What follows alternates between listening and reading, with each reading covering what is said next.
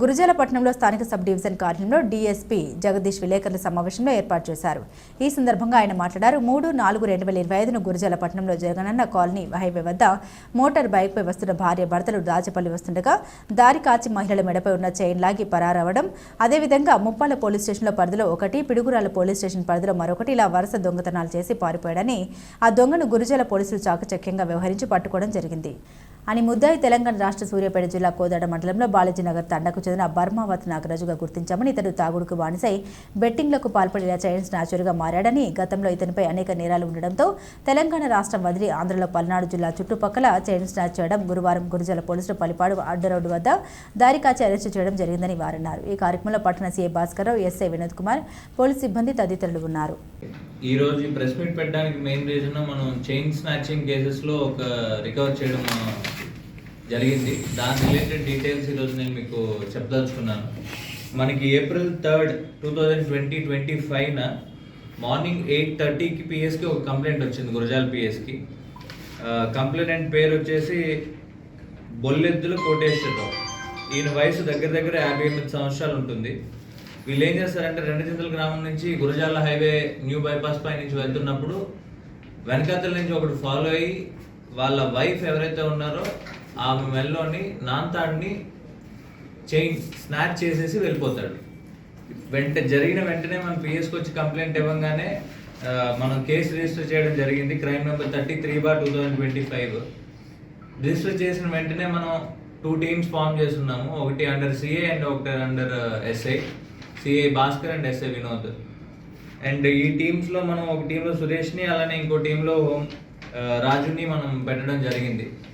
పెట్టిన తర్వాత దగ్గర వీళ్ళు ఒక 60 to 80 kilometre stretch camera footage ఏదైతే ఉందో మొత్తం అంతా కూడా ఫుటేజ్ అనాలిసిస్ చేసి, అలానే each and every bike details కూడా తీసుకొని మొత్తం అంతా ట్రైల్ చేసి దగ్గర ఒక వారం 10 రోజులు బయటనే ఉండి దీన్ని ఫుటేజ్ బేసిస్ మీద డిటెక్ట్ చేయడం జరిగింది. ఈ మనం ఫుటేజ్ అనాలిసిస్ ఇదంతా చేసిన తర్వాత మనకి తెలిసిన ఈ అక్యూజ్డ్ ఎవరనంటే బర్మావత్ నాగరాజు, 38 years. ఈయన బాలాజీనగర్ కోదాడ మండలం సూర్యాపేట తెలంగాణ జిల్లాలో ఉంటాడు. సో ఇతను ప్రీవియస్ అఫెండర్, తెలంగాణలో ఉంటాడు. ఇతను డీజే పనులు చేసుకుంటాడు మార్నింగ్ పూట. ఈ చెడు వ్యసనాలకి బెట్టింగ్లకి అలవాటు అయిపోయి ఇటుపక్క చైన్ స్నాచింగ్ మీద రావడం మొదలుపెట్టాడు. ఇంకొక ఇంట్రెస్టింగ్ థింగ్ ఏంటంటే ఇతను యూట్యూబ్లో చైన్ స్నాచింగ్ ఎట్లా చేయొచ్చు, చేయకుండా దొరకాలంటే ఎట్లా చేయాలి, ఇవన్నీ కూడా చూసి దాని నుంచి అమౌంట్ నేర్చుకున్నాడని మాకు ఇన్వెస్టిగేషన్లో తెలియడం జరిగింది.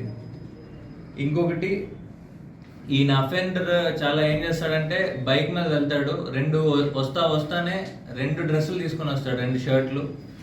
అఫెన్స్ చేస్తున్నప్పుడు ఒక షర్ట్ వేసుకుంటాడు. అఫెన్స్ అయిపోగానే కొంత దూరం వెళ్ళిన తర్వాత ఆ షర్ట్ని పడేస్తాడు, దాన్ని కాల్ చేయడమో కప్పెట్టడమో ఏదో చేస్తాడు.